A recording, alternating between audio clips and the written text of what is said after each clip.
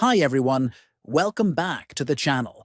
Today we are going to show you how to change your profile photo in the eBay app on your phone. This is a simple process that allows you to personalize your account and make it easier. First, open the eBay app on your phone. Next, look at the bottom of the screen and tap on My eBay.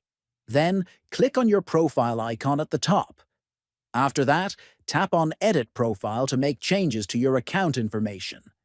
Next, you will see a small pen icon on your profile picture. Click on the pen icon to update your photo. Then, select Choose Existing Photo to pick a picture from your phone's gallery. Browse through your photos and select the one you want to use as your new profile image. After choosing the photo, click on Done at the top right corner of the screen.